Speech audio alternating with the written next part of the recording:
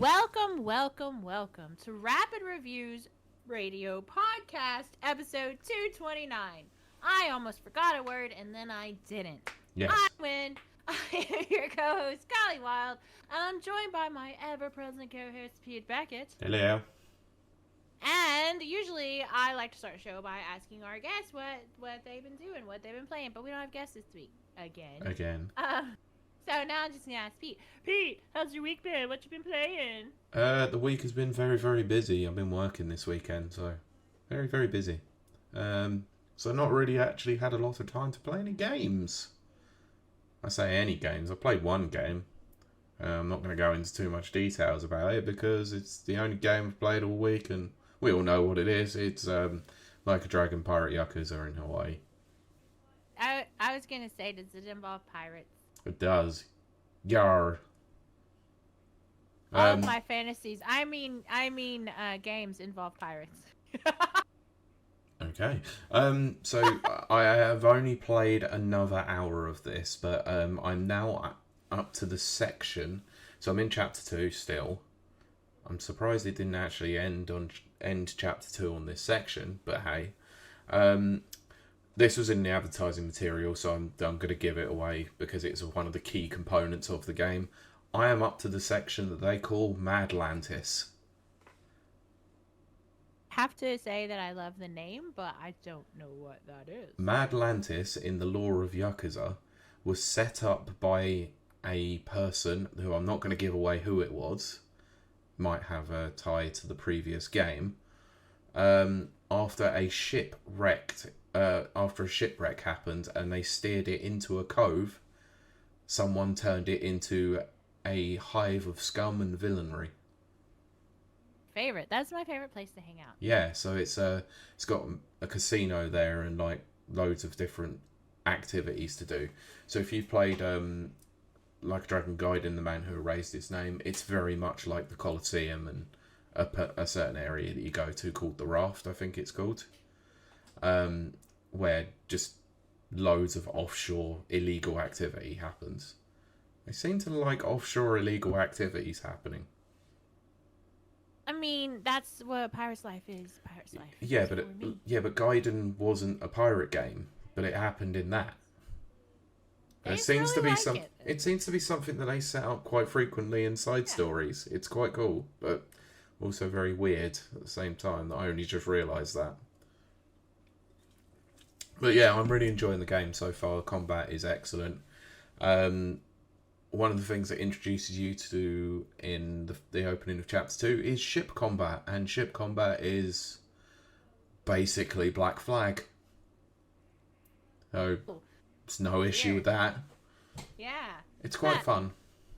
Pylord says, a hive of scum and villainy. That's from Star Wars, isn't it? Yes. Yes it is, which is why I referenced Obi-Wan. Yes. Mm. It's Obi-Wan who says it. Yeah, anyway, so that's been my week this week. So Kylie, go on, talk about what you've been playing and how's your week been? Well, okay. So, jam-packed. Which I don't really know what that means because, like, if I say jam-packers, that's not like a insult to anyone. No. I don't know where jam-pack comes from. But, no, the term over here is jam-packed. Okay. So I don't know what that really means. I just know I was busy all week, so I didn't, and then I was feeling a little bit off, so I had to take Monday off. But I did notice that. I was ready to jump into a stream, and yeah. Ooh, Pylord says jam-packed means full of jam, like a donut. I don't like jam in my food. I don't like jam donuts, and I don't like over here for our U.S. listeners, over here in the UK, they put jam on their cakes. I've not got used to that yet. You just haven't had some good jam yet. That's maybe. It's Dad looks like jelly because jam don't shake like that. I don't remember how that saying goes. Anyway, what was I saying? I forgot what I was saying. Oh, what was I doing? Wednesday I did play more Miside. Have you finished the game yet? No, I haven't. It just keeps going. That's what she said. She does not know when to quit, and that's what she said. Definitely said that. Yep. And Nana is in the chat with the trusty walkthrough open. Oh, okay. I'm a cheating hick, and I have to. Who cares? I keep getting lost. Just as long as you're enjoying the game, that's all that matters. Yep. Exactly. Pilot said we followed half a lady. Her legs. Yep. She has legs. She knows how to use them. Mike Tindo says if you don't like jam, Kylie, what do you accompany your peanut butter with? Peanut butter jelly time. The rare time that I have anything sweet with peanut butter, which is rare because I love peanut butter myself. I adore peanut butter. I do like grape jelly, but for the people in the U.S., jelly over here is Jell-O. Jam, while not quite jelly, is the closest thing, and I don't know if you guys have grape jam. I've seen strawberry jam. I don't know. But the French have a version called like conserve or something like that, and that's probably the closest thing to American jelly. It probably is, yeah. So, hello, Steven. Hello, Steven. So all of that wonderful talk about jam and jelly, and Jell-O. Yeah. So hopefully, Miside should be finished by next week. Should be. Let's hope so. Fingers crossed, because I am enjoying the game, but I'm so bored of it. But I am enjoying it, don't get me wrong. Yeah, but that's what happens when you have ADHD. It's hard to keep your attention for a while. That's for sure. Which brings us to what we did on Friday and Saturday, which is Steam Next Fest. Yeah. Or Stream Next Fest, as I call it. I downloaded a bunch of the demos that were recommended to me by Steam itself. Mm-hmm. That's not great when you're a streamer, because they recommend games that you wouldn't normally play just because you played them. No. So, I had a lot of psychological horror. Of course it did. Okay. And then, yes, Pilot says our great foods tend to come in bottles. Heck yeah. So some of the demos I played were not great. I'm gonna be honest. There was a detective game that I actually solved the problems on it, the puzzles, which was a shock to me and my audience. But the two that were standouts, because I won't go through the other ones because they really just didn't. Fair enough. I think there was one I played like for a total of 2 minutes. Anyway, Demon Tides, which is so adorable. I want that game so bad. It seems fun. Nana says it's actually a sequel. Oh, okay. To another game. I didn't know that. It's voice acted well. The movement is well. There are a couple tiny little bugs because it is still in, obviously. For God's sakes, you know I'm going to have to call this episode "The Movement is Well" now. Jesus Christ. I love it. It's great. And the other one I played that I really, really enjoyed was a super rare game. Shouldn't come as a surprise. I love super rare games. Called Grandma No, which Grandma No. Which sounds like perhaps an elderly predator, with some midnight prowling. But it's not that. I'm here to that it's not. Jesus. That could also have been an episode title, but no. Jesus. But it turned out that she's not a predator at night, prowling people's bedrooms. Steven says, I did see some grape flavored chews in 1981 or thereabouts. See, we have that over in the US. We have grape and strawberry flavored everything, but it's mechanical tasting. It's chemical tasting. It's not real. I'm pretty sure we used to have grape chewits over here. That's literally what Steven said. I think, it's grape flavored chews, he said, but I think they were called chewits. Oh, well, we have grape Fanta. And that is bloody nice as well. It is very nice. I love grape soda. Yeah, Mike says, I believe they are called cougars, Kylie. I like how there's no comma between cougars and Kylie, and it just looks like you're calling me a cougar, and I am. I don't shy away from that title. Yeah, I don't know what chewits. I don't like chewy candy. I like chocolate. I love chocolate. Yeah, I'm not a fan of sweets anymore. I've never really been into like not a ban, please. Aww. That's a It's fine, whatever. But anyway, so yes, Grandma No, it was very Octodad, but easier to control. Cool. Just a lot of fun. It was cute. Colors were great. Voice was cute. Gameplay was good. So I don't really have anything bad to say about those. Cool. The other ones... Yeah, we won't discuss it. Yeah, I don't want to do that. But, and then of course off stream I played Hitman because that's what I do. Yeah, of course. Next year, maybe. Next year? Next year. Wow. Next week I may be playing it on camera.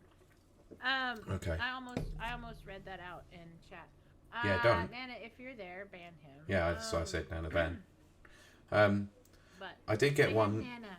Speaking of which, I did get one demo downloaded off of the Steam Next Fest. I just didn't get a chance to actually play it yet. Do you remember what it is? Oh, I know. I'm staring at it right now on my desktop. It's Among Us 3D. I actually thought that looked quite good. Yeah, it does. I'm hoping to give it a try next week, so I'll check back in with my thoughts. So yeah. I'm gonna ban this person. Did Banned. I do it? It's been banned. I did it! I'm so good. I did Oh things. my god, I did a thing. I did a thing. Yeah. Can I talk about something I did actually do this week that was video game related? Well, of course. That's the video game podcast. Yeah, but it wasn't a game. It was a series. It was a docu-series. Oh, okay. I watched all 4 episodes of it. The Madden documentary. Oh, wow. Okay. Obviously how they created, how they got around, making Madden, and it basically, like, it splits into 2 different versions of it, like how they go into the history of like how the deal with John Madden came about and how they created the first set of games and all of that, and then it's basically split to where they're dealing with all the launch stuff for Madden 25. So it sort of becomes a bit of a puff piece, and at one point, dealing with all of that. But actually, puff piece. Like all the stuff that it talks about with all the original like development of Madden, like how they basically set up EA and stuff like that, is actually kind of interesting if you don't already know the story, of course. Yeah. There was stuff that even I didn't know about how they reverse engineered a Sega Genesis. Ooh, I like that. Okay. Because the original Madden was on PC, right? And then they were like, well, they wanted to keep it on PC, but someone I think insisted that they go and speak to Sega. Sega wanted too much money, so they just were like, well, how can we do this without causing an issue? Why don't we try and reverse engineer the system itself to get it on there? And they did. And then Sega cut them a deal. I won't talk about the confines of the deal because actually that story is interesting enough to actually go and watch the documentary for.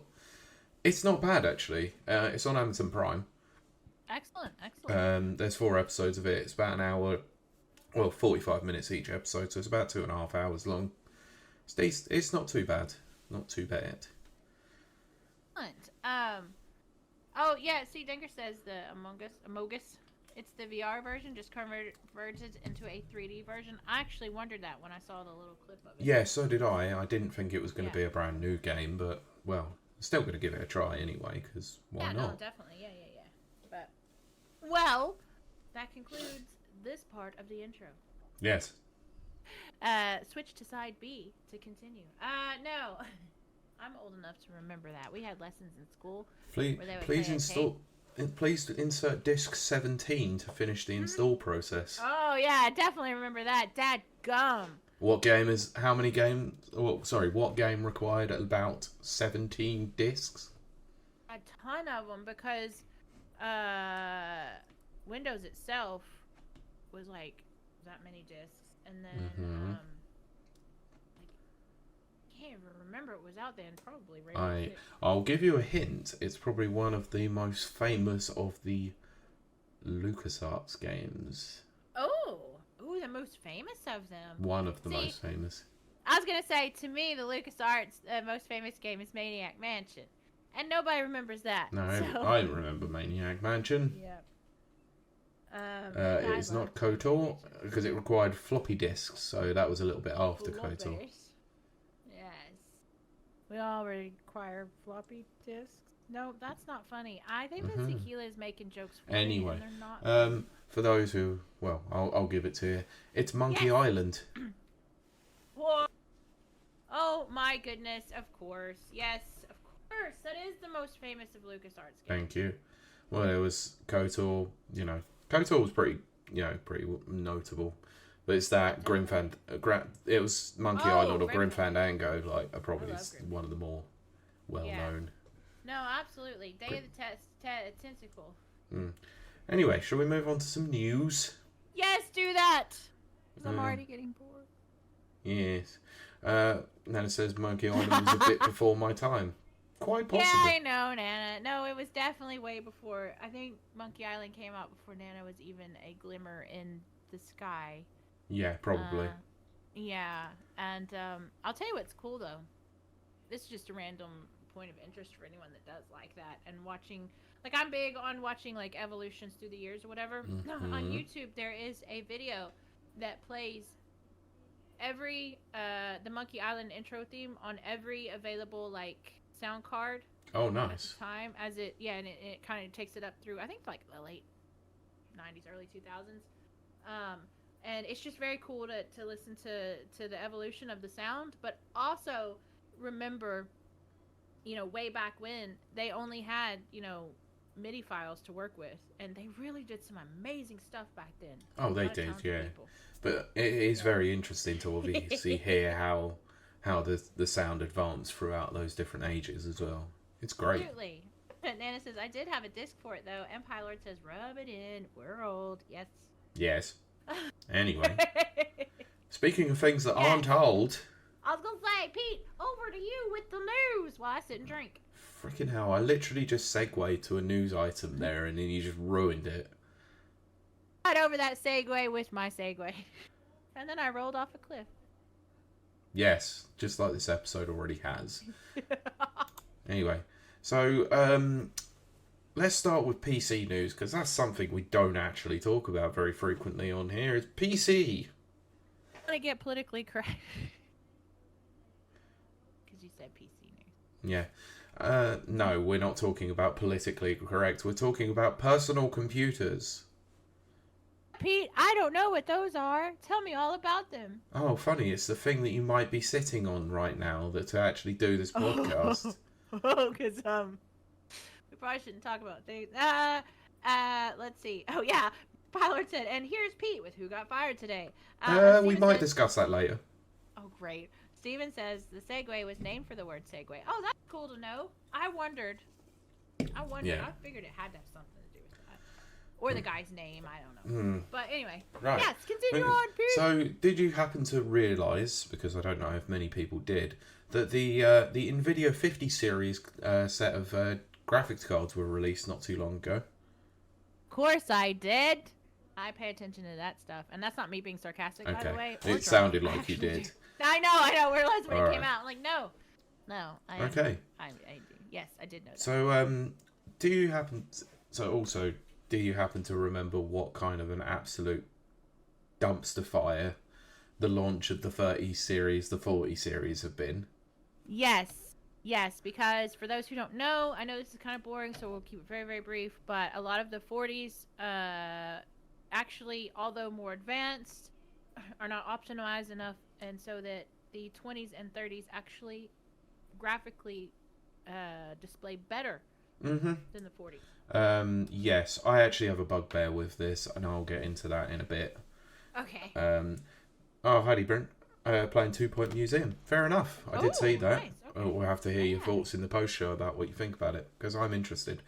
Anyway, so the 50 series cards, there seems to be issues, let's say, which is very unfitting with NVIDIA at the moment. So let's go through this story. Sources are VGC for the vast majority, until a story later on where we'll use Eurogamer, but we'll talk about that later.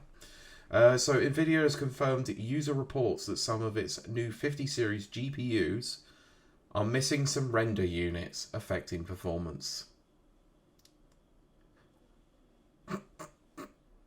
That makes me angry, but anyway. Oh, I know. Let's get onto it.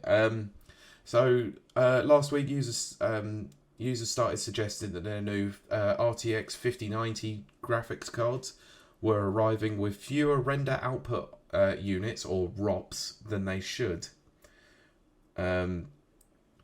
So specifically, the RTX 5090 is supposed to have 176 ROPs, but some users have reported that their card only has 168, 8 fewer than it should. Others have then pointed out that the new 5070 Ti cards, which are supposed to have 96 ROPs, instead only had 88, again 8 fewer than the official Nvidia specs. And what I want to say is, I know people are tuning out and going, okay, this is boring, I don't know anything, blah, blah, blah, blah. People are paying top dollar. Yeah, whilst you're on your iPad, yes. whilst we're listening to this, can you find out what the actual retail prices are of the 5070, the 5080 and the 5090 are? It might actually tell me on this article, to be fair, but I'll get into that in a bit. So, Tech Power Up then claimed its reviewed unit of the 5090, and then checked its review unit and confirmed that it was also missing 8 ROPs, something it estimated results in a performance drop of about 4.54%. Yeah, the 5090 is $2,000. I thought it was, anyway. So, after testing Elden Ring, sorry, I can't even speak today, running at 4K with maxed out settings, the site found that it affected 5090. Its affected 5090 was producing an average of around 174 frames per second compared to the 185 to 190 on unaffected cards. While at the moment a difference of 10 to 15 FPS may seem negligible given how high the numbers are, as games continue to get more graphically detailed over time and these average frame rates begin to drop, the difference in performance may become more noticeable. Anyway, Nano brings up a good point. I'll get to that in a minute. So the company has now confirmed that there is an issue with some of its cards, and that issue affects all currently released 50 series models. It estimates that less than 0.5% of cards are affected, meaning around 1 in 200. A lot. But bearing in mind, this was after they turned around and said it was only the 5090 that was being affected. And now it's been confirmed that it's the 5070 Ti and the 5080. If we're going to charge people lots of money for a product, do not cut corners. Nope. So the Nvidia commented on this and said, "We have identified a rare issue affecting less than 0.5% of GeForce RTX 5090, 5090D, RTX 5080 and 5070 Ti GPUs, which have one fewer ROP than specified. The average graphical performance impact is 4%, with no impact on AI or compute workloads. Affected consumers can contact the board manufacturer for a replacement. The production anomaly has been corrected." So, yeah, like you said, so what was the price of the 5070 Ti? I didn't look at 5070, I only looked at 5090. Well, I said 5070, 5080 and 5090, so... But yeah, the 5090 is $2,000. Yep. Which is a lot of money. That is a lot of... Especially nowadays with the whole everything. To be fair, like, they always claim the 90 series, or the 90 cards themselves of the series... Yeah. Are always like the high-end ones. They're meant for like rendering of like animation and stuff like that, rather than actual gaming. To be fair, even though it is still a very high price point, it's actually lower than what I've paid for my 4060. Okay. The 5070 is $549. That's, I mean, it's a lot less than I was expecting. Crazy, but yeah, exactly. Okay. Exactly.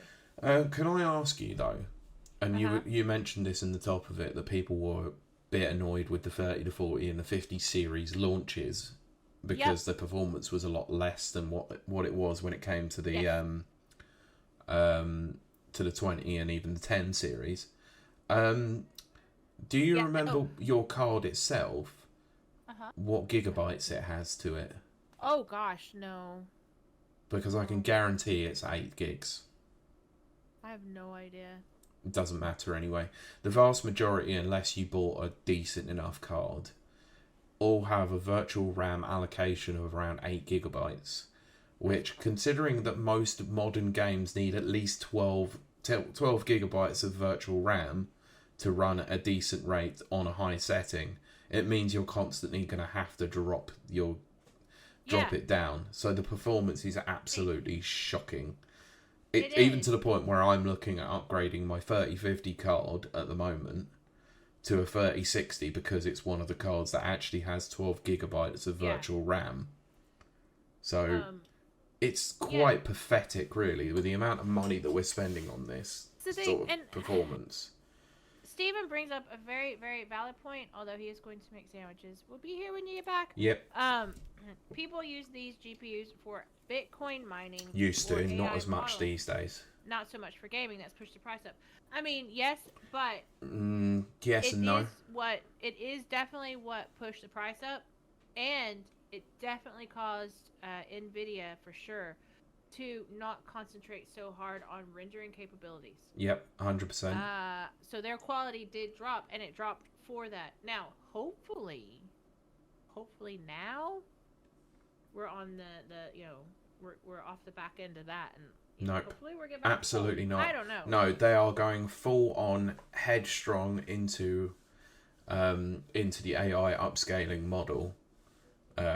Because you even AMD are doing this with RDNA 4 and NVIDIA doing it with DLSS. Games are coming in at a lower frame point to then artificially render upwards. So we're not actually getting target frames of 60 frames. It's probably more 50 than anything, and then upscaled beyond that, which I think is quite ridiculous. Which is why I'm quite pissed off about this. Is that the 10 series card actually is the last dedicated GPU that actually had really good VRAM and absolutely fantastic performance when it came to NVIDIA's cards, because even the 20 series was struggling, which is just completely ridiculous to say so. Like, however many years it is now since the 10 series launch, 10 years, and those things just absolutely brutalise on performance. The only thing you're not getting is ray tracing, but I don't think I really need it at this point. I don't ever turn it on. I just want the game to run at a solid frame rate. That's all it is. Yeah, that's true. So. Pylor's also going for food while you do techie stuff that I don't understand. No, that's fair enough. I get it. I know this is quite boring to some people, but this is something that I'm interested in now because I'm now pretty much moving solely over to PC gaming. Yeah. And considering the amount of money you pay for an NVIDIA card, like, this is quite ridiculous. Nana said because they have been doing that since AMD began trying. Yes, AMD seems to be more of the industry standard nowadays. I'm gonna say in the beginning, in the beginning times, I swore by AMD. Yeah. I couldn't afford NVIDIA back then. No, but AMD seems to be coming up a lot more, and obviously most hardware makers now seem to be preferring AMD anyway.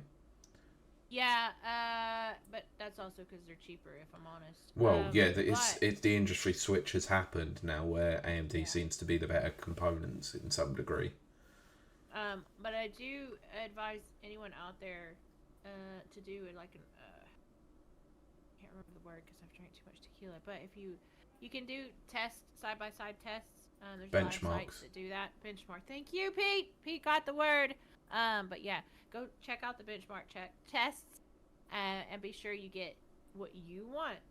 Yeah, but because also don't. Sometimes you don't have to drop thousands. No, I was about to say that some people spend like £2,000 or $2,000 just so they've got the top end. No, just get something that is suited to what you want to do out of it. You don't have to spend the world. I mean, I've incrementally upgraded mine over the last couple of years, like for a better cost, because I found new parts for decent money on sales. There's nothing wrong with that. or you can go and buy pre-owned parts. There's nothing wrong with that either.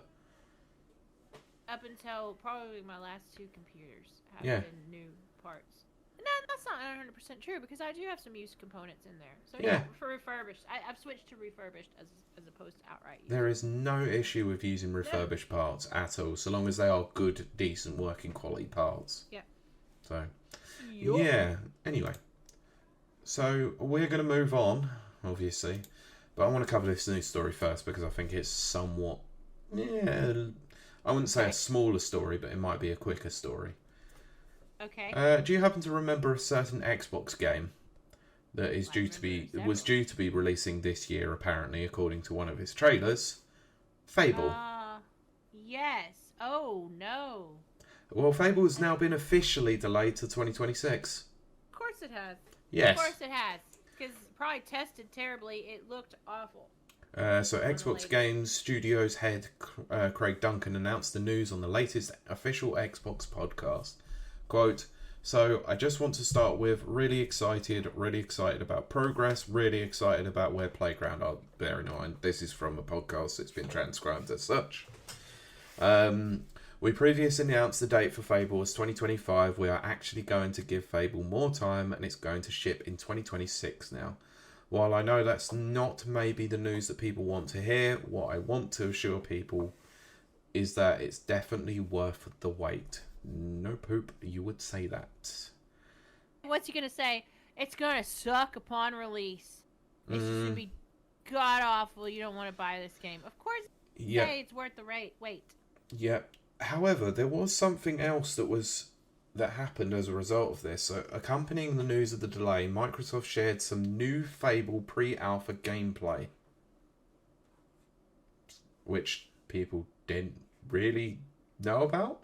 And Nana's mentioned this because he mentioned it in the private message to me when I was sending him the topics for the week. He said, I want to say this right now. The fact that no one is talking about this and it kind of went under the radar is insane. That is true.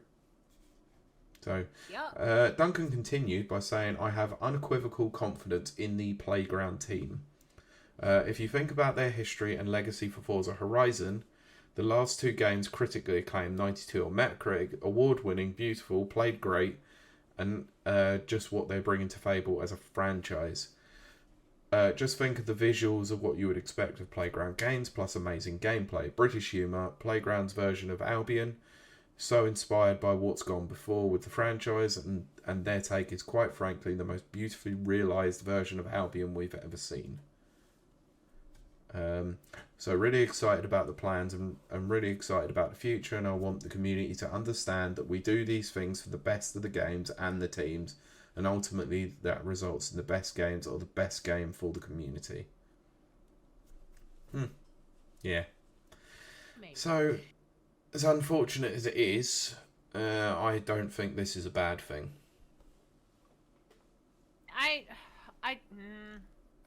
I don't, on the principle that, yes, we have that kind of standard axiom that we've mentioned many times of a late game is better than an unfinished game. A delayed game... A delayed game will eventually become good. A rushed game will all forever be bad. But that's not necessarily the case anymore. No, because of patches. Well, I mean, that's true, too. Outdated quote. I guess that's true. We need to patch that quote. But oh, that's also another episode title. All right. Man, pump me for a tequila. I'll bang those titles out. But I am annoyed because I am a Fable fan. Very strong, big time Fable fan.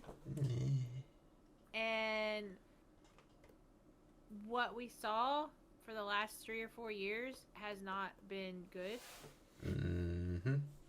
And I'm nervous about it. I think that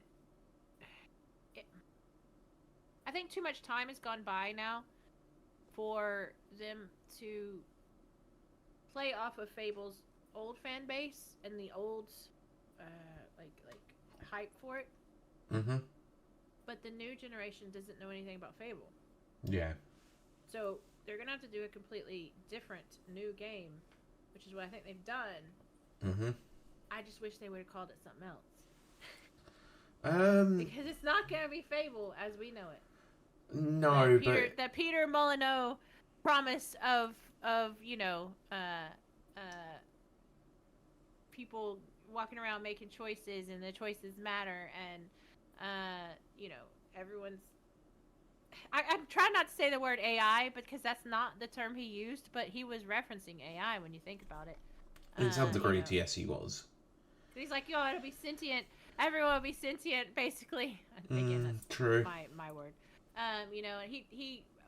Peter Molyneux is famous for overpromising and under-delivering. But regardless of doing that, Fable 1 through 3 are actually good, solid games. They really are. 3 not so much. 3's half the game is decent. I was gonna say, yeah. The first half, you're right. It's one of those ones. Is the first half of the game is pretty decent. The second half, where you are actually the king, is kind of crap. I was gonna say it pulls the switcheroo on you, which I kind of liked at first, but then I learned to game the system. Yeah. No pun intended. And then it was just like, okay, yay. But anyway, that's neither here nor there. Yeah. The annoying thing is that I really like most of Fable 2. I really love that game, in fact. Yeah. I just think it's one of those games that really annoys the living crap out of me for how much of a damp squid that freaking boss fight was. It was so disgracefully bad. It's like, okay, walk up to you, bang, shot, dead. Yeah. And that's the boss. I know it. Yeah. So Steven is back at Tozy, which is his kissy cat. Okay. Thinks I should have brought him some food, even though he's got more than half a plateful left. He is very upset. Oh, I know that. Yes, I was gonna say Pete can relate to that. Well, I can't. Not as him personally, but he also has a little boy. I do. A little orange young gentleman. Yes, who was very enamoured by that parcel that I received. Yeah, he probably had Apollo all over it. The box that it came in probably smells of your dog. So it's like, okay, I quite like this box, and it's a cat because he likes boxes anyway. Yeah, and Pollard says, he means you should have brought him some of your food, which is yes. That is 100% accurate. Yes, that is how all of our lovely little children are. Oh my goodness, yes. Yeah. So yeah, I'm in two minds about this. I want the best game possible for Playground Games because I think they're a great studio. Like the Forza Horizon games, whilst I didn't like 5 as much as 4, it's still a very well crafted game. Yeah. I'm interested to see what their take on Albion is. But it is going to be very hard for them to pick up what Lionhead did so many years ago. And it's also the fact that someone brought this up. The last Fable game was in 2012? Crap, I'm old. Well, I think it was 2012, wasn't it? It was definitely 2010, 2011, or 2012, somewhere like that. Oh, no, it would have to be 2010. Because I hadn't moved here yet, and I moved here in 2011, and I'm pretty sure I was already playing, so it had to be 2010. Oh god, yeah, even worse. Holy crap! The last Fable game that came out was 15 years ago. Then this year. Oh my god! Some people out there in the gaming community weren't even alive. Or diapers. So how many people really give two rats about a Fable game these days? Exactly. By the time this releases, it will be 15 years since the last release. That is insane. That's absolutely insane. Yeah, so I'm really not sure, but if they can capture the essence of what Lionhead were doing, then great. And I will have to go and watch the pre-alpha footage because I have been waiting for more footage to come out, and they sort of just dropped it and nobody really noticed. Hey, I didn't. Whatever. So, yeah. So, yeah, very interesting one, I would say. Mike Tendo says, animal logic. What's yours is mine, and what is mine is my own. Yes, exactly. That is very true. Yeah. Right, so now we're going to come up to the portion of the show that everyone is really looking forward to. And no, it's not what we're looking forward to. It's more job cuts. basically becoming our show at the moment. Yeah, exactly. Mike said it has been that long, it's actually been turned into a fable that older games tell younger gamers about. Pretty much, yeah. The fable that fable has become. Yeah. So, yeah, we're going to talk about several different studios that were involved in job cuts this week. It's layoff time. It's the segment that everyone loves. It's layoff times. See, there's our segment song. Someone clip that and I can actually use it then. I'll download it and use it. I will play it. No. I mean, I don't know why you sound so happy about it, but hey. No, well, yeah, I was the joke. But Pete, tell us about the latest layoffs. Well, there's several. And by several, I mean, oh god. Nana just said, no. So the first one that I want to talk about, because this happened a bit more recently, but the other one has major implications, let's say. First one, Striking Distance Studios. You've definitely heard of them, because they were the developers behind the Callisto Protocol. Okay, well, that I'm going to be honest, I'm a little surprised it took this long. I'm not going to lie, I am too. So, yeah, they've been hit with a round of layoffs. Parent company Crafton said that it reduced the size of the California-based studio, but it remains operational. It was confirmed it confirmed the layoffs in a statement to PC Gamer after multiple affected employees broke the news on LinkedIn. So, most of the devs were laid off, wrote former director of concept art Jesse Lee, who had been with Striking Distance for almost 6 years. Zach Volker, who lost his job as animation director, said the studio had suffered lots of layoffs, whilst former cloud DevOps engineer Seth Spitkowski said he was among many who were let go. Quote, Striking Distance Studios has reduced its size of its team to remain agile, which creates a sustainable environment for the studio at its current stage of development. The studio remains operational, and these changes will not impact any planned ongoing support. No further changes are planned at this time. So, a little bit of background. Striking Distance Studios, they were founded by Glenn Schofield, who was the creator of Dead Space. So their goal was creating an original narrative experience in the PUBG universe, although the project evolved over time into a sci-fi survival horror game that no longer had any ties to that franchise. So it's been a bit of a mess, actually, let's say. So their most recent release was the roguelike Callisto Protocol spin-off Redacted. But hey, they've not particularly done too well. They sunk a lot of money into Callisto Protocol. And like Kylie said, I'm surprised it took this long for them to announce any layoffs. Oh, but still hate to hear it. Absolutely hate to hear it. Of course. So, but we're not going to stop there, unfortunately, because this was probably the more major of the news when it comes to it. Oh, okay. Well, I like what Danker said, which is, who's about to get laid? Off. Yeah. Anyway, so... Yes. There was rumours going around, and these rumours have now officially been confirmed now. Definitely as of the time of recording. Warner Brothers Games are closing 3 internal development studios and are now cancelling the Wonder Woman game. So the game that we spoke about a couple of weeks ago that was costing $200 million or $100 million, they've now cut it. But here's where the big problem is, right? Because the studio that was actually behind that game has now been confirmed who it was, and they're completely kaput. No, who was it? Monolith. Monolith did what, Pete? Shadow of War, Shadow of Mordor. Yep. Biggest games. Yeah, Middle-earth, Shadow of Mordor, and Shadow of War studio Monolith Productions is shutting down with its development of Wonder Woman game being axed. So this was reported by Jason Schreier. His sources also claimed that Warner is closing Multiverses studio Player First Games and mobile-focused studio WB San Diego. I'll read the update later.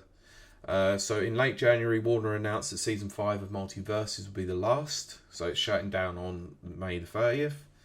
Bloomberg reported earlier this month that Monolith's Wonder Woman game, which was announced in 2021, was years away after being rebooted in 2024.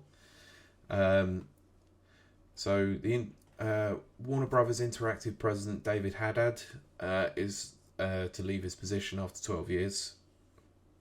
And the announcement followed a challenging year for Warner with their games division, including Suicide Squad, Kill the Justice League, and disappointing relaunch of Multiverses.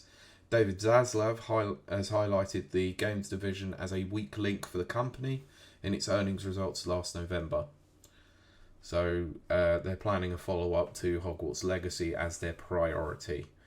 There has been more come out about this because apparently David Zaslav and James Gunn have actually met up and spoken about the importance with some of the studios about their games going forward. Wow. Including talking to NetherRealm Studios about their importance. Yeah. Wow. But the update has come as such because a statement was issued to Kotaku reporter Ethan Gatt. So, annoyingly, why do I have to report it to Kotaku? We have made some very difficult decisions to structure our development studios and investments around building the best games possible with our key franchises. They even state Harry Potter, Mortal Kombat, DC and Game of Thrones. After careful consideration, we are closing 3 of our development studios, Monolith Productions, Player First Games and WB San Diego. Do you want me to finish the statement?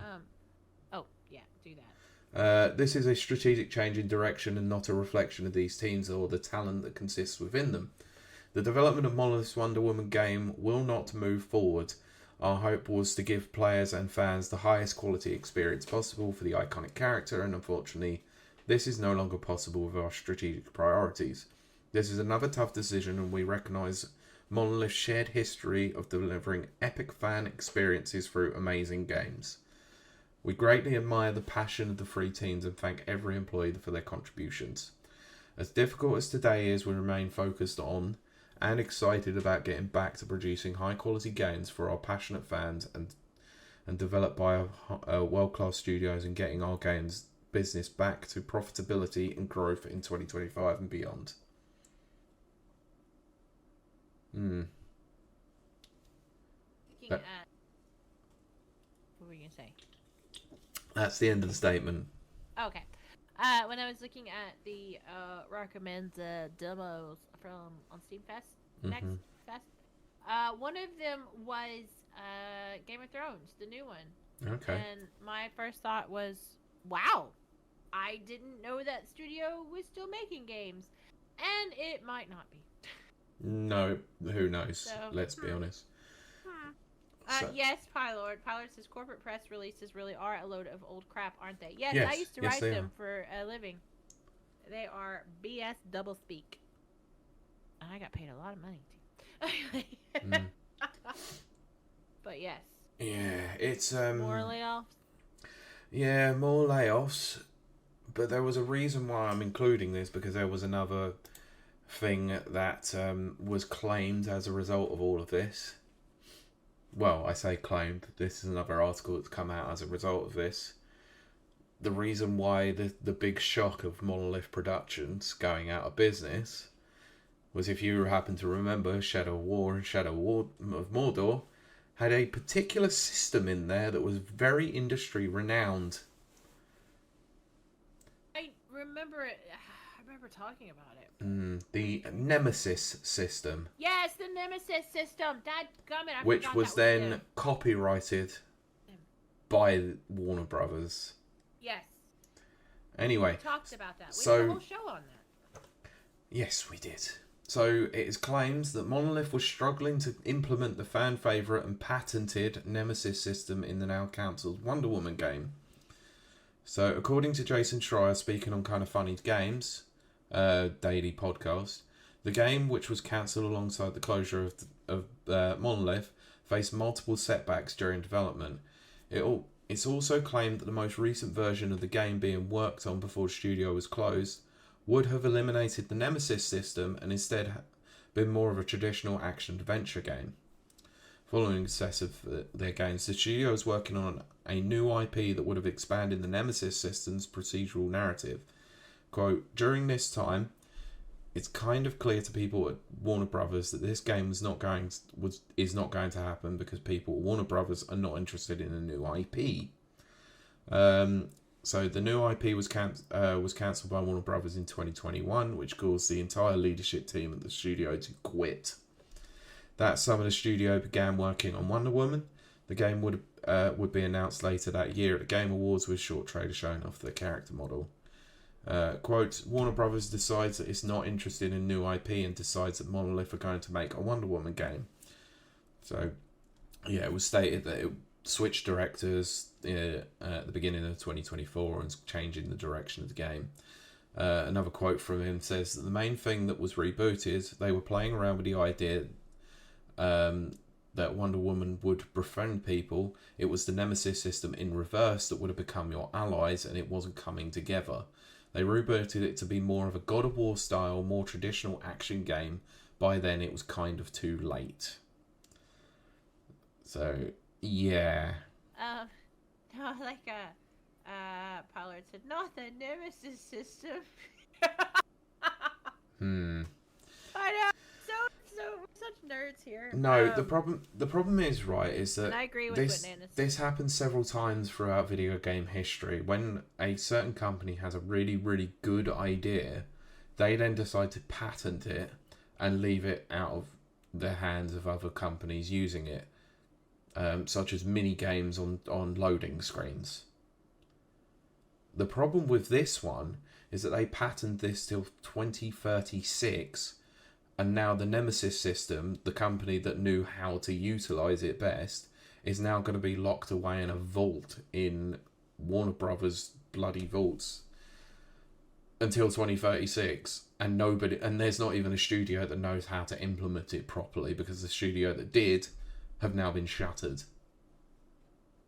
This is freaking ridiculous. Get closer to the mic, please. It absolutely is. It's absolutely ridiculous. It's a joke, honestly. Like, this is...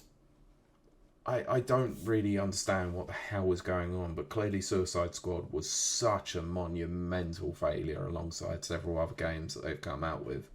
They've had to restructure. Let's not lie, Warner Brothers are a much bigger entity than just the games division. And most of their divisions have been failing miserably, like, as of late. No, I would say that's true for most entertainment. Oh, it is. It's just an absolute crapshoot. Pollard says, every time you say the Nemesis system, I go, dun, dun, dun, in my head. Mm. And then, did you read Nana's comment? Because I agree with they should have given that project to Rocksteady because if the system wasn't working, then what's the point? Yeah, I agree. Exactly. But then again, Rocksteady didn't really seal themselves with glory with Suicide Squad. Which still is a happy memory for me, but yes, I agree. Piece of crap. Don't care what you say, it's a piece of crap. Good point. Look, it doesn't even deserve to be on the Arkham list. No, I'm gonna agree with you there. Yeah, it's a piece of crap. Doesn't deserve to be anywhere near that list because it just... No, I was thinking about this the other day, right? And it's annoying as hell. Like, I know it shouldn't be the main basis to everything, but look at how Harley's character model evolves over the course of the Arkham series to then have the dramatic change that we had in Suicide Squad. I mean, but we've talked about this before, and I am qualified to speak on this subject. What, you think I'm not either? No, I'm saying this for our listeners who want to say, oh, well, so-and-so is not qualified to speak on the subject. Well, guess what? I'm female. I think we're all qualified. I'm sorry, but we're all qualified to, because we all have eyes and we're all allowed to have an opinion on everything, even if you don't agree with the opinion. Ultimately, yes, but I'm also, for those who are a little bit more, you can't talk about issues. I'm going to sit here and talk about issues. Stop making women ugly. Yeah. Making a woman ugly in entertainment, and this goes for television shows, movies, games, making them non-sexual, gender-neutral appearing, ugly, benefits no one. Yep. Like, people growing up, guys wanted to be Arnold Schwarzenegger, and hetero straight guys, and maybe some gay guys, I don't know, maybe some females, I don't know, but what I do know is Arnold Schwarzenegger as, Conan and, the Commando and all those other, various things, freaking Total Recall and Terminator. Why do they want to be him? Because he's got big, strong muscles. Why did I want to be, everyone.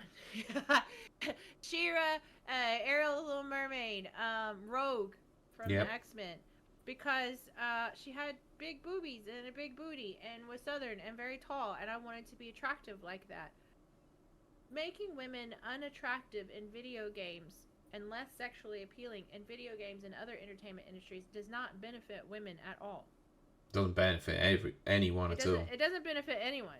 And this whole male gaze, female gaze thing, I could sit here for about an hour and tell you that that's BS, but I'm not going to do that because I've drank a lot of tequila and nothing I say will make sense. So what I am going to say that never makes sense anyway. It probably wouldn't either. It's me we're talking about. But what I am going to say is all humans, not all humans, no, can't say that. A good majority of humans are sexual beings. Sexual beings. But, so, there's nothing wrong with attractive women. Attractive women are intelligent. Attractive women are resourceful. Attractive women are strong. Freaking look at Linda Hamilton in Terminator 2. That's not everybody's cup of tea, but to me, she was, like, freaking amazing. Stop making women non-sexual in games. And Harley Quinn was actually a really good example of that. She's one of my favorite characters. And they just stripped her of her, like, sexuality as it went on. That doesn't benefit anyone. I'm just telling you that right now. Stop doing that. Stop doing it. Yeah, okay, please people, do. Stop doing that. Make hot chicks, make hot dudes. Make hot in between. I don't care. Make everybody hot. There's nothing wrong with that. People like to see attractive things. Yes, exactly. And in fact, what was it? What game was it? Oh, frick. Oh, it's Avowed, which I hopefully will be playing next week. But I was talking to some people because I don't know anything that much about Avowed yet. I purposely keep myself in the dark of games that I want to play. They were saying that before the update, you have to play a character that has a facial deformity. It's part of the lore. And he said people were so bothered by this that Obsidian then had to go and patch the game so you could make your character attractive, but had to have a disclaimer on the screen saying that although you see your character as attractive, the people around may not. Will still see it as they have a growth on their face. And I went, oh, interesting. Are you telling me that people didn't want to play an unattractive character? I can't believe it. I'm so shocked. Was like, I know, right? Yeah. You can't force aesthetics on people. You just, people like what they like. They're attracted to what they like. Stop trying to strip, attractiveness and sexuality off of our entertainment figures. And that's my rant for today. Yep. And then said, also, I have to say this, how does a Wonder Woman game seem risky? Because while she may be the third pillar of the DC property, she is not a notoriously well-known character to a lot of the mainstream public. If they hired me to mocap her, it would be freaking amazing. Anyway, have you seen my biceps? They're pretty sweet.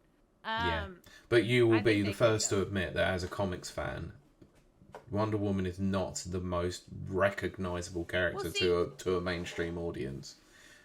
You look at the DC like canon, and most people are going to go, "Well, it's Batman and Superman. It's Batman and Superman." Oh, like, Batman and Superman for sure are the two. You talk about anyone else like Green Lantern, Green Arrow, Flash, Wonder Woman, all of that lot. They were like, "Wait, they're DC." Like, most normal people are going to go, "Okay, it's just comics." Well, yeah, I mean, that's true. But I would say that most people playing games can recognize... No, I said to a mainstream audience. Oh, mainstream. Yeah. But the funny thing about Wonder Woman is she's actually had probably more television shows than most. Because she's easy to portray. There's no real special effects. Well, actually, you'd be wrong there. Technically, the only one of the DC universe that actually hasn't had, well, of the main pillars that hasn't had a TV show really is Batman, apart from the animated shows. Weird soap opera TV shows. Well, we've had with Superman, you've had Smallville, you've had Lois and Clark, you've had That's true. Obviously, you had Supergirl. I've never seen those. I didn't watch any of those because they're too, like, soap opera. Yeah, I know. Anyway. I need bloods and guns and violence. Yeah. And and romance. They should actually make a proper live-action Batman series. Don't know why they have never done that. They did Gotham. That doesn't count. I liked it. It was crap. I liked it. It wasn't a Batman show. I liked it. It wasn't an actual Batman show. It was a freaking Gordon show. Penguin was hot. He was a twink and he was hot. Okay. Still wasn't a Batman show. The Batman prequel crap show. It was a Penguin show. Well, the Penguin is actually pretty good. Yeah, Batman had Gotham. It didn't count. Batman wasn't even Batman. No, I mean like an actual, a serialized week by week quote monster a week detective show. Which would be actually very cool. Why haven't they done that? I agree. Warner Brothers were giving you free ideas. Don't screw it up. Yeah, that's right. Money. But in all honesty, I mean, the last 10 years, has the entertainment industry listened to anybody? No. No, of course they haven't. And they're not going to start now, so we're just going to keep getting crap. Mm. Anyway, are we going to wrap this part up so we can talk about the other stuff? Well, we've only got one last thing to discuss, and this one's slightly bigger than all of it. That's what she said. All right, go. Well, the 27th of February, to those who are not in the know, is Pokemon Day. No, I didn't. So every single year, the Pokemon... What, I get to Pokemon?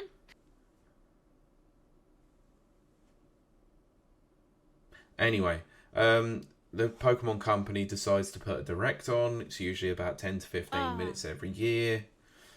And makes me feel very old that it's been 29 years since the first game came out in Japan.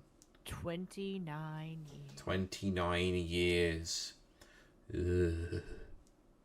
Anyway, so this direct itself was around about 19 minutes, and they had several things to show off. So we'll go from the very top. There are new episodes of Pokemon Concierge coming to Netflix in September of 2025. Know what that is. Pokemon Concierge is set on an Alolan resort, and it's all in stop motion animation. If you are interested in it, the first 4 episodes of season 1 are currently available for free on the YouTube channel until the 9th of March. I'd have to do that.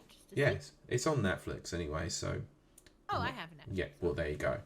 So they gave a little teaser about what's due to come and some of the animation style. It looks kind of cool, but probably not my kind of thing. Might give it a watch because it's on Netflix.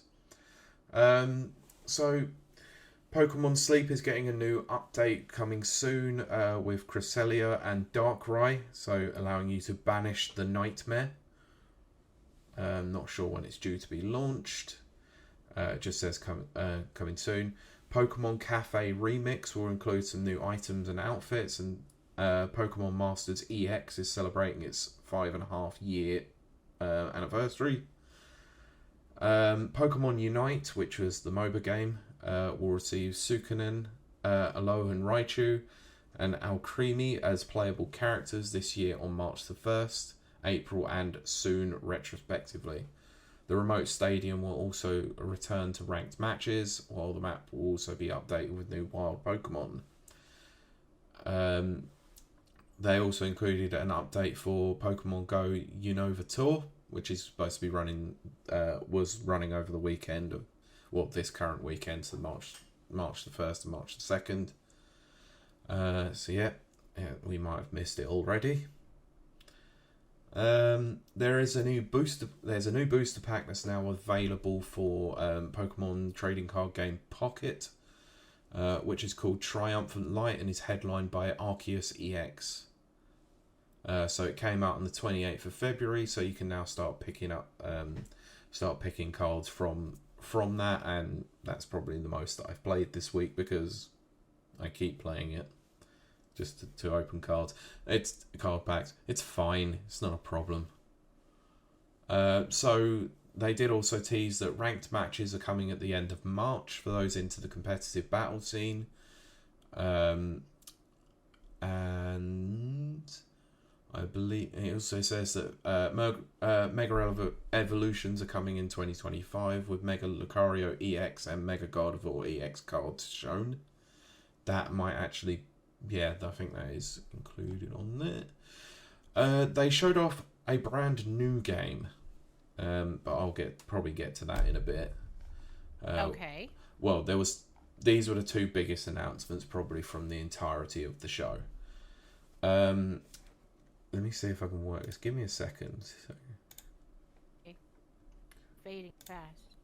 I know. So let me go back to here. Sorry. Got to do some tinkering around. Because I don't know if you can see my screen. Show can. Right. Because video is unavailable. Of course it is. So let me know if you can see this properly. Because this is the announcement trailer for something called Pokemon Champions. Ooh, okay. So I don't know if you have to hear it at all, but hey, let's not worry about that, shall we? God's sakes. There we go. Right. So I don't know if you need to hear it. It's fine. It's not a problem. So let me know if you do, though.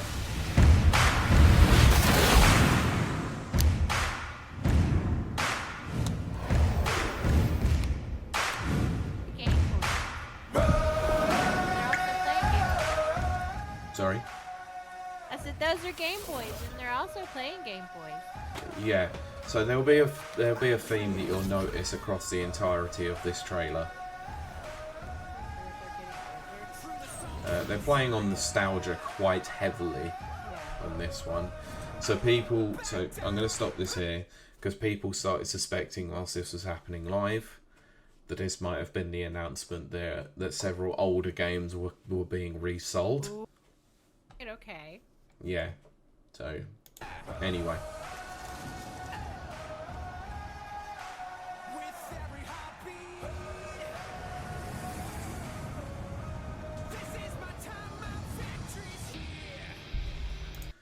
So this is the mobile phone is apparent because actually this got announced for Switch and iOS. So I'll get to it in a minute properly. I'm just aware that I don't want to get copyright strikes for this.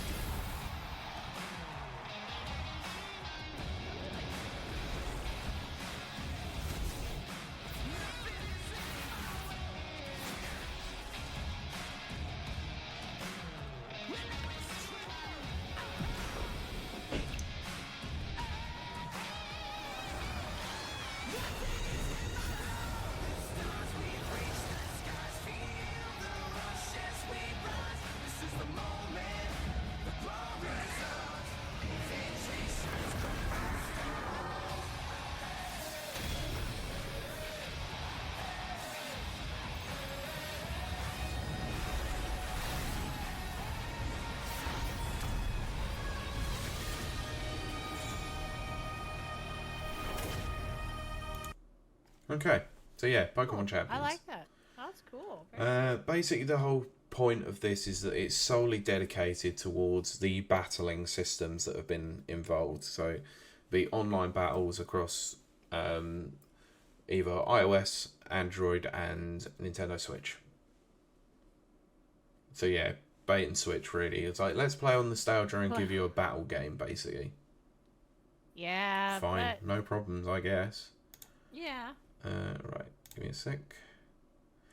So I'm going to stop streaming for again because we'll come back to that in a moment. So there we go. Right, so yeah, that was one of the big announcements that was there, or say big announcements. That was probably the one that most people didn't know about, which was, it's not too bad. So let's read what it says about Pokemon Champions. It says, now in development for Switch Family Assistance plus iOS and Android. It's a new game based solely on the Pokemon battles with the aim of bringing them to a global audience to be enjoyed by everyone. Not much was shown, but the battle focus sounds similar to the old Pokemon Stadium games, which is why there was a heavy reliance on the battles within the trailer. So it will connect with Pokemon Home too, so you can use your caught Pokemon from the likes of Pokemon Go, Scarlet and Violet. It's being developed by the subsidiary of the Pokemon Works, with Game Freak overseeing the game. So, just going to load this up because this was the final game that was shown. And I'm just going to go back to doing this again.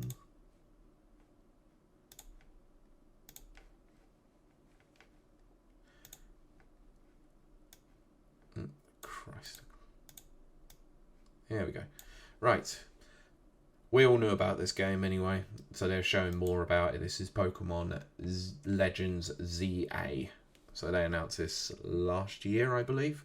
So this is the continuation of the Legends series that started with Legends Arceus a couple of years ago. So, right, let's watch the trailer. And yeah, for full disparity, I am going to, quote, stop it and start it so that we don't get flagged. So. Pokemon Legends ZA is a new title in the Pokemon series. The story takes place in Lumiose City, the largest city in the Kalos region. Prism Tower stands tall at the center of this city of beautiful vistas. These days, I can't remember what generation Lumiose City was, so if anyone wants to let me know, please let me know. I believe it was... Oh, Christ. Was it Diamond and Ruby? Don't know, can't remember. Anyway, yeah, so apparently what they're doing is they're going for a very urban redevelopment plan, which is part of the story of this. So it's not going to be quite the same as the previous Legend game, where it was set many years previous to the Pokemon League and all that, but let's get into it. Lumiose is undergoing a high-tech urban redevelopment plan to turn it into a city that people and Pokemon truly share. After you arrive in Lumiose City to see the sights, you'll meet 3 Pokemon, one of which will become your first partner: Chikorita, Tepig, and Totodile. So yeah, those are your starters. They're all previous Pokemon from previous generations. You'll choose one of these Pokemon to accompany you on a new journey as you get to know Lumiose City and its inhabitants. Here are some of the colorful characters you'll encounter. When you arrive in Lumiose, you'll meet a new friend. Pink hair. Of course you'd pick that out of everything. and ally, either Urbane or Tawny. The hotel where you'll be staying is run by AZ. You'll also meet his partner, Floette. Lumiose's redevelopment is being managed by Quasartico Inc. You'll become acquainted with the company's CEO Jet and her secretary Vinny. The Pokemon games are not very realistic, are they? Because you'd never meet a CEO of a company ever. Terrifying, also, but also that dude's partner is a flower Pokemon. Yeah, it is. The different people you meet will make your time in Lumiose all the richer.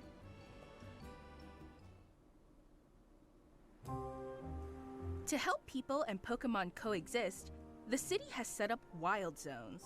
These areas, located throughout Lumiose, give wild Pokemon habitats where they can thrive. So a very similar system to what they introduced in Sword and Shield, where you had the wild areas, let's say, outside of the cities. But this one's actually going to be in city limits. But yeah. To catch one of these wild Pokemon, aim carefully, then throw a Pokeball. And yeah, the battling, I say the battle system, but the catching system is exactly the same as it was in Legends Arceus, where you can choose to battle, but to start off and actually get Pokemon, you're just going to have to try and catch them. If you're having a hard time catching one, have one of your Pokemon use its moves to weaken the target, making it easier to catch.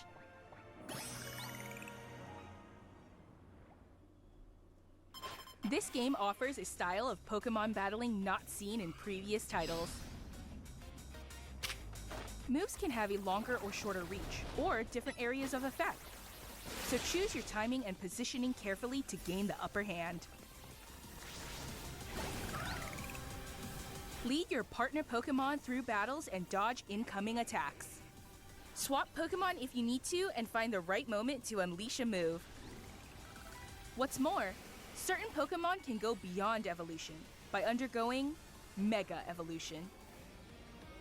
When a trainer's Keystone resonates with the Mega Stone held by their Pokemon, the Pokemon will do more than just change shape. I'm not the biggest Pokemon fan these days, but I have found that a lot of these games recently have just relied so heavily on Mega Evolution as a thing, or a variation of Mega Evolution. What? I said right. I don't know what any of that is. No. It'll unlock a new level of power, turning the tide of battle in its favor. As Lumiose continues its transformation into a city that belongs to both people and Pokemon, who knows what kinds of encounters and experiences will await you. Pokemon Legends ZA. Coming late 2025.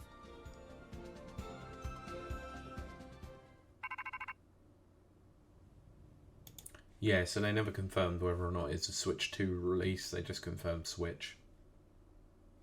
Probably comes later on in the game. But anyway, there's one final part to this trailer. Okay.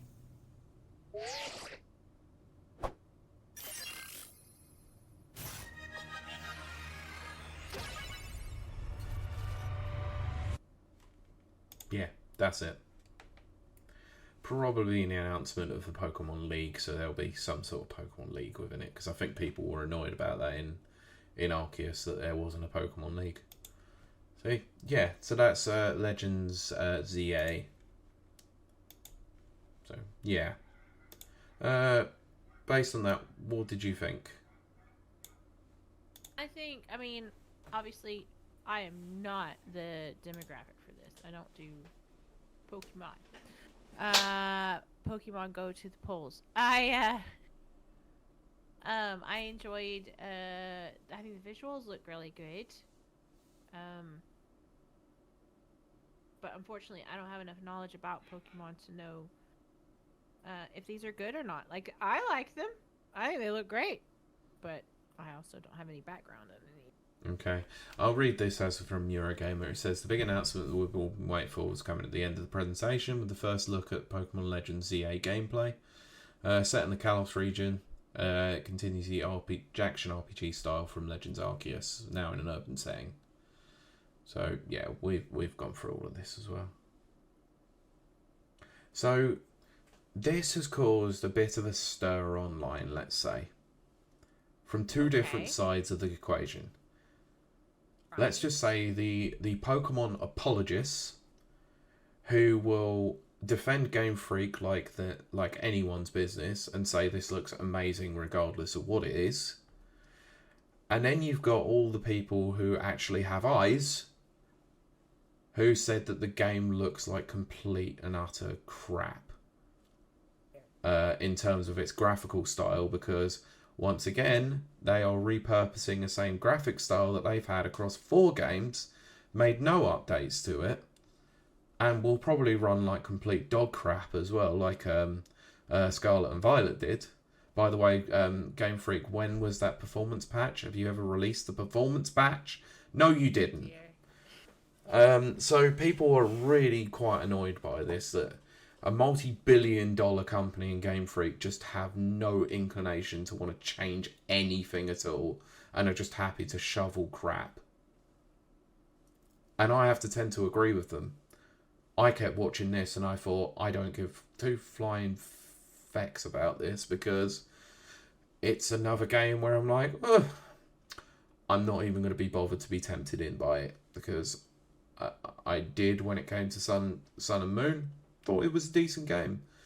Sword and Shield, pretty bang average game. Scarlet and Violet, pretty bang average game. Pokemon Legends Arceus, whilst a different take on it, ran like complete crap. So, sorry Game Freak, not falling for it anymore. And this is coming from someone who used to love Pokemon as a kid. Don't care now. Yeah. Until they finally decide to go, let's actually do something different. Let's actually invest some money in it. Let's, I'm just not gonna give them my money, because I just don't feel like they really care about them, about the actual player base at all. It just feels like another instance where they're like, you get what you're given and just deal with it. Right. Like, I think far too many people out there are willing to accept crap, and I'm not willing to accept crap. Yeah. And Pokemon Company and Game Freak are very well known for putting that out. So, yeah, I couldn't care less whether people agree with my opinion or not. I don't care. Yeah. I watched this entire presentation and thought, nah, not interested in any of this at all. I didn't even think Pokemon Champions looked that interesting. It's a game that's, quote, currently in development. We have no idea of a release date. It's a pre-rendered freaking trailer again with no actual gameplay. And once again, there are games out there that look better from many years ago. People were noticing on the Legends trailer that a lot of the models are very low poly. The grass, everything are all awful. So they're just reusing assets constantly, and they're just pushing out stuff at a quick turn rate. Hate that personally. Yeah, if this was any other company, people wouldn't accept it, but because it's Pokemon, it's different, and I don't agree with it at all. Yeah. They have to, as a lapsed Pokemon fan now, and had been for quite a few years, they did enough to try and get me back, but they're just not doing anything to try and keep me interested in the Pokemon series. I think there's a lot of that going on with a lot of series. And, 100%. Yeah. Hopefully that will be turning around soon, since the bottom line, their sales are starting to be affected. They're not, though. That's the problem. Things like Scarlet and Violet go on and sell really good amounts of units because it's just the Pokemon name. Yeah. Until people actually turn around and say, and I know it don't work, we're going to boycott this series. There was a boycott of it, but people just didn't listen to it. Until it actually hits the mainstream audience who don't go and listen to podcasts and don't go and notice this kind of thing, who are just like, oh, Pokemon. Yeah. Until that demographic then goes, oh, well, I'm not actually going to go and play this, and their sales go below 10 million, they might actually think a bit differently then. But then they'll turn around and probably say, well, this is a change in the formula. This isn't the normal generation Pokemon game, so we can try and do something different and get away with it. Yeah. I'm afraid to say they tried that with Arceus and it didn't work on me. I bought it, played it for a couple of hours and got rid of it because I just didn't enjoy the game. I remember that. Yeah, and it ran like complete dog crap too. So, yeah, so that was the Pokemon Presents. Pretty poor presentation from my in my opinion. I know some people were quite interested in it and quite happy with it. Obviously, you're going to get people like GVG or Good Vibes Gaming who are absolutely raving about it, but I don't agree with them. I think it was an absolute piss poor showing, once again, from Pokemon. Like, you're sitting on a gold mine and yet you refuse to resell your old games or put them on the NSO service. Why? Like, just put Red and Blue. Like, you're 29 years. You could have just turned around and gone, yeah, we're putting those onto NSO. Yeah. Why didn't they? Yeah. So stupid, honestly. But yeah, that's the end of the news this week. Sour note to end with, I'm afraid. But hey, on my end. Exactly. So, then that's going to do it for us. But Pete, that still leaves, like, where can they find you outside of our lovely podcast? You can find me dealing with social media, not much, and roaming around on several Discords. But outside of that, you can listen to me on the Never Watches podcast with my friend Kurt Lewin, previous guest Kurt Lewin, but might I add, where we did do an episode of Captain America: Brave New World, which is currently in the editing process, so should be out some point this coming week. But keep an eye out on the social media channel, Never Watches on Blue Sky, because we're going to be putting a poll up for our next film that we're going to be watching. Kylie, where can they find you? You can find me and the local pubs. No, which would be true if I had friends. No, I am now streaming over on twitch.tv/KILEY_WILDE, where I stream on Mondays, Wednesdays, and Fridays. It's a good time. If you're here right now on Rap Reviews over on twitch.tv/Rap Reviews, then you're in chat and you see all these lovely, wonderful, amazing people that are currently in chat. They come and visit me in my chat. And we're all amazing people. So, come do that. And, I think that's all I have to say about that. Yeah. The tequila has hit me quite hard. Okay. I'm ready for a nap. Well, close it out then, shall we? Finish it off. I think we're going to finish this. Finish her. And that is definitely what she said. That's definitely what WB said to Monolith. Oh, sorry. That was bad. Boo. But that, let's see, Pilot says you can find Kylie on Twitch, where her chat is trying their hardest to get her banned from YouTube again. Yes, they are. Of course they really are. I love my chat so much. No, I really do. Yeah, one last thing. We need to work out the times and all that as well. In terms of it. But this Friday, yes, I believe the two of us on Kylie's channel. Don't know when we're going to be doing it yet. We are going to be doing the co-op stream for Split Fiction. You and I. Yes. Probably Friday. We'll come up with a time. I'll have a time tomorrow, and Pete can post that in all the relevant places and spaces. Because I don't do social media. I'm getting better. I'm just not there yet. No, fair enough. Yep. So yes, stay tuned for that. But I think that is going to do it for us for this portion. But see, if you come hang out with us over at twitch.tv/rapidreviews, then you can talk to us before the show starts and after. Yeah. After for a little bit, because I could just lay down and go to sleep right now. That would be a very boring stream. It would be. I could do it. But I think that's going to do it for us for this week. Yeah. Hope you have a lovely week. And we will see you and talk to you next week. Bye. Finish him. Thank you for listening to this episode of the Rapid Reviews Radio podcast. You can find the podcast on Anchor FM, Spotify, Apple Podcasts, and various other podcast platforms. You can also find the video version by searching Rapid Reviews on YouTube and watch the podcast recording live on Twitch at twitch.tv/rapidreviews at 7:30 p.m. UK time every Sunday. Please make sure to follow the podcast on Twitter at RRRadiopod, and for all the latest reviews, visit www.rapidreviewsuk.com or on Twitter at RapidReviewsUK.